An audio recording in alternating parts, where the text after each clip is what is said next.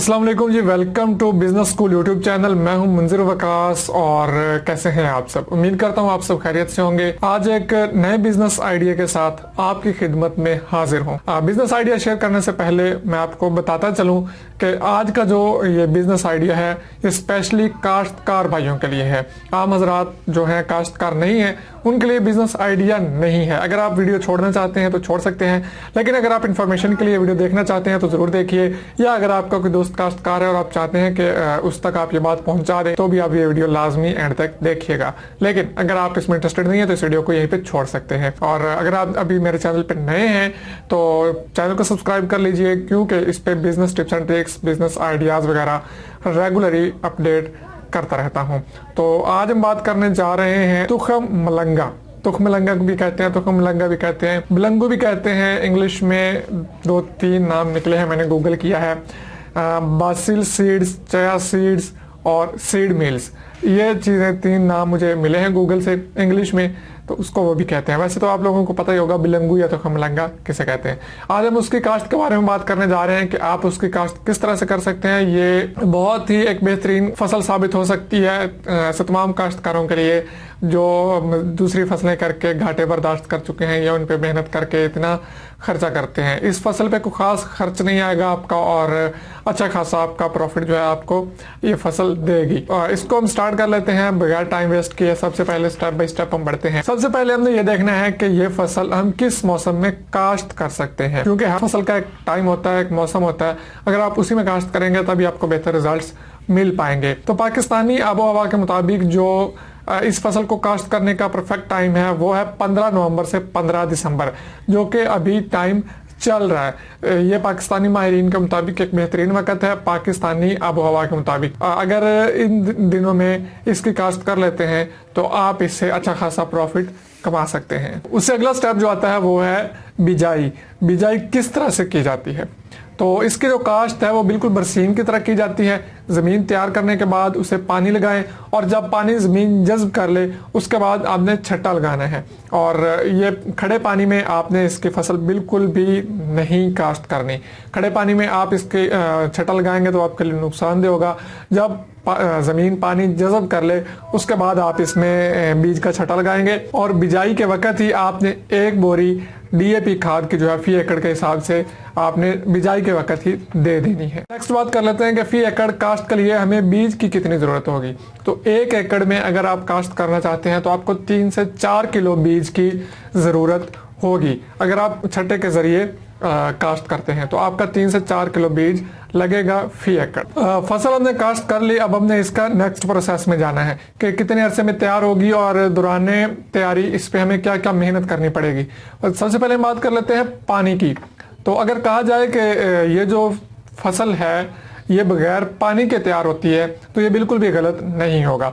इस फसल को पानी देने की बिल्कुल भी ज़रूरत नहीं है। जो आपने पहला पानी दिया है उसी में ही ये फसल तैयार हो जाती है। मज़ीद अगर आपको महसूस हो, ज़रूरत महसूस हो कि अब इसको पानी की ज़रूरत है तो आप इसको 1 पानी और लगा सकते हैं।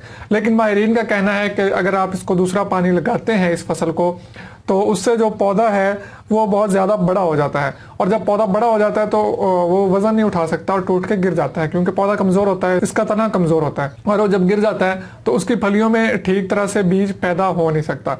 अगर होता भी है तो बहुत थोड़ा होता है और उससे आपको फिर ठीक तरह से फ़ायदा हासिल नहीं हो सकता। और जब हम फसल काश्त करते हैं तो उसमें सबसे बड़ा जो मसला काश्तकारों को पेश आता है, वो काश्तकार भाई अच्छी तरह से जानते होंगे कि जड़ी बूटियां और कीड़े मकोड़े। तो जड़ी बूटियां अगर जब फसल मुकम्मल उग जाती है मुकम्मल तौर पे तो उसके बाद अगर आप देखते हैं कि इसमें जड़ी बूटियां बहुत ज़्यादा हो गई हैं तो अब आप उसमें जो है टॉप स्टार का जड़ी बूटियां मार जो स्प्रे है वो कर सकते हैं। उससे काफ़ी हद तक जड़ी बूटियां ख़त्म हो जाएंगी। उसके अलावा ज़्यादा आपको इसमें स्प्रे वगैरह करने की कोई ख़ास ज़रूरत पेश नहीं आएगी। और कीड़े मकोड़ों की बात करें तो आम तौर पे तो इस फसल पे कीड़े मकोड़ों का कुछ खास असर नहीं होता, ना ही इस पे हमलावर होते हैं। लेकिन फिर भी अगर आप फसल पे नज़र ज़रूर रखें, अगर आपको महसूस हो कि इसमें रस चूसने वाला कीड़ा लग रहा है तो उसमें आप कोई भी जहर जो है कीड़े मार वो कर सकते हैं, इसमें कोई इशू वाली बात नहीं है। और फसल जो है आपकी ये 4 से 5 महीने में पक कर तैयार होना शुरू हो जाती है। मतलब कि अगर आप नवंबर में काश्त करते हैं तो मार्च तक फसल पकना शुरू हो जाती है। और एक और बात मैं आपको क्लियर करता चलूं कि फसल एकदम से मुकम्मल तैयार नहीं हो जाती।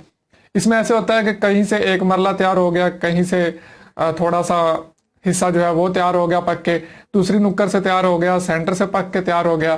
तो आपने करना क्या है कि जहां जहां से फसल पकती जाए वहां से आपने काटते जाना है और उसको अपने महफूज जगह पे स्टोर करते जाना है। वरना अगर पकी हुई फसल पे बारिश हो जाए तो उसे काफी नुकसान हो सकता है। और जब फसल पक कर तैयार हो जाए तो इसे आप दरांती से भी काट सकते हैं और हाथ से उखाड़ भी सकते हैं।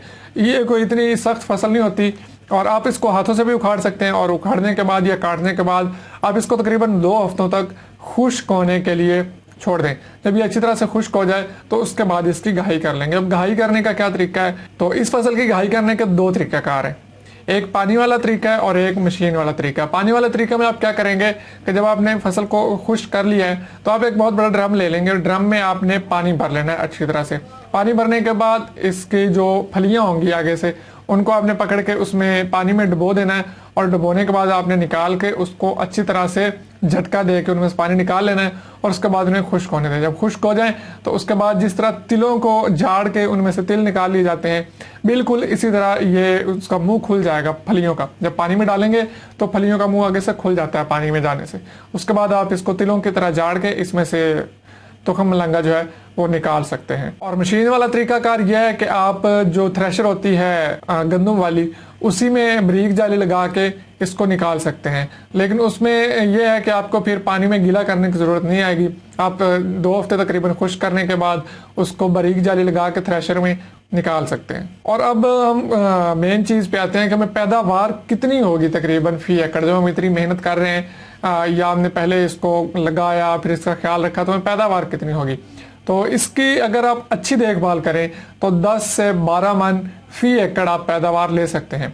लेकिन एवरेज जो औसतन पैदावार होती है वो तकरीबन 5 से 6 मन फी एकड़ आपको पैदावार मिलती है इससे कम से कम। अब हम इसकी फरोख्त या इसकी मंडी की बात करने से पहले इस फसल को उगाने के लिए, इसकी मुकम्मल निगहदाश्त के लिए कुछ एहतियातें हैं, उन पे बात कर लेते हैं। तो सबसे पहली एहतियात यही है कि जब फसल पक के जैसे जैसे तैयार होती जाए उसको आप काटते जाएं और किसी महफूज जगह पे स्टोर करते जाएं। अदरवाइज अगर बारिश हो गई तो बारिश से इसकी फलियों का जो मुंह है वो खुल जाएगा। जिस तरह से मैंने आपको बताया है कि पानी में डुबोने से फलियों का मुंह खुल जाता है और उसके बाद आप इसको झाड़ के निकाल सकते हैं। तो इसी तरह अगर बारिश होगी तो पकी हुई फसल होगी उसकी फलियों का मुंह खुल जाएगा और थोड़ी सी हवा आने से भी उसके जो बीज होंगे वो गिर के ज़ाया हो जाएंगे और इसमें आपका सरासर नुकसान ही नुकसान होगा। तो एहतियात सिर्फ यही है कि आपने इसको बारिश से बचाना है। वैसे भी फरवरी मार्च में इतनी ज्यादा बारिशें नहीं हो रही होती, मार्च अप्रैल में, लेकिन फिर भी आपको इस चीज का एहतियात रखना जरूरी है। तो फरोख्त की बात कर लेते हैं जो हमारा मेन पॉइंट होता है बिजनेस का। तो इस साल जो रेट था तुखम मलंगा का वो तकरीबन 12,000 रुपए फी मन के हिसाब से इस साल में सेल हुआ है तुखम मलंगा। और ये जो व्यापारी होते हैं खुद आपके पास आ जाते हैं और आपसे आके माल उठा के ले जाते हैं। लेकिन फिर भी अगर आपको व्यापारियों का नंबर चाहिए हो तो आप कमेंट कर दीजिए और मेरे साथ आप रब्ता कर सकते हैं, मैं नंबर भी आपको दे दूंगा। लेकिन अभी नहीं, ये नहीं कि अभी से आप वीडियो देखें और मेरे साथ रब्ते करने शुरू कर दें कि हमें व्यापारी का नंबर दें। पहले आप काश्त करेंगे, जब इसका कटाई का वक्त आएगा तभी आपको नंबर मिल पाएगा। अभी मैं किसी को नंबर देने वाला नहीं हूँ। और अगर बात कर लें हम बीज की, तो बीज पे आपने खास ख्याल रखना है कि तुखम मलंगा का जो बीज है वो 1 साल से पुराना ना हो। अगर इससे ज़्यादा पुराना होगा तो आपको कुछ खास फ़ायदा होने वाला नहीं है। मिलने को तो पंसारियों से भी मिल जाता है, किसी भी पंसार स्टोर से तुखम मलंगा मिल जाता है, लेकिन वहाँ से आपको ये तसल्ली नहीं होती कि वो बीज जो होगा वो 1 साल से ज़्यादा पुराना नहीं होगा। पता नहीं अब 2 साल पुराना है, 4 साल पुराना है या 6 महीने पुराना है। तो कोशिश यही करें कि आप किसी न किसी काश्तकार से ही बीज खरीदें जो पहले ये काम कर रहा है और इस चीज़ की उसे तसल्ली कर लें कि क्या ये बीज जो है ये 1 साल से पुराना तो नहीं है। तो ये सारी बातें हो गई। और अगर आपको बीज चाहिए हो तो वो भी मैं आपके साथ नंबर शेयर कर दूंगा, आप मेरे साथ रब्ता कर सकते हैं। सिर्फ सीरियस पर्सन से रब्ता कीजिए। नीचे व्हाट्सएप नंबर मैं अपना दे दूंगा, तो आप मेरे से व्हाट्सएप पे ही रब्ता कर सकेंगे, कॉल पे रब्ता नहीं कर सकेंगे। और सिर्फ वही बंदे रब्ता करें जो वाकई ये बिजनेस करना चाहते हो और उनको वाकई बीज चाहिए हो। तो अब हम इसका ओवरऑल एस्टिमेट लगा लेते हैं कि हमने इस पर कितना खर्चा किया और हम इस पे कितना मुनाफा कमा सकते हैं। तो अगर हम बीज की बात करें, बीज तकरीबन 4 से 500 रुपए किलो आपको मिलेगा। तो अगर आपका 4 किलो बीज लगता है, 3 से 4 किलो बीज है, 1500 से 2000 का आपका इस पे बीज लगेगा। और उसके अलावा इसको आपने पानी वगैरह इतना नहीं देना, ना ही आपको इस पे ज्यादा खाद स्प्रे की जरूरत है। एक बोरी आप डीएपी देंगे और इसके अलावा इस पे आपका कोई खास खर्च नहीं है। तकरीबन 5-7 हजार रुपए इसका इस पे आपका टोटल खर्च है। और इसकी जो आमदन है ये कम अज कम भी अगर 5 मन भी फी एकड़ आपका निकलता है तो 60,000 रुपए आपको इस पे 4 महीनों में आप इस पे कमा पाएंगे। अगर हम इसको एवरेज महीने पे लगाते हैं तो 5 महीनों में फसल तैयार होती है, तो 12,000 रुपए पर मंथ इस पे इनकम आप कमा सकते हैं मंथली हिसाब से। वैसे काश्तकार जो पर मंथ हिसाब नहीं लगाता होता, वो फसल टू फसल हिसाब लगाता है। तो फसल टू फसल भी बात करें तो इस पे आपको तकरीबन 50,000 रुपए का आसानी के साथ मुनाफा हो रहा है, तकरीबन 4 से 5 महीने में। तो उम्मीद करता हूँ आपको आज का वीडियो पसंद आएगा। पसंद है तो लाइक शेयर सब्सक्राइब करना बिल्कुल भी मत भूलिएगा। और नंबर चाहिए तो आप कमेंट कर दें, मैं नंबर आपके साथ शेयर कर दूंगा बीज वाले भाई का। व्यापारियों का नंबर के लिए भी मेरे साथ रब्ता बिल्कुल भी मत कीजिए। मिलते हैं फिर किसी अच्छे से बिजनेस आइडिया के साथ, तब तक के लिए इजाजत दीजिए। दुआ में याद रखिए। अल्लाह हाफिज।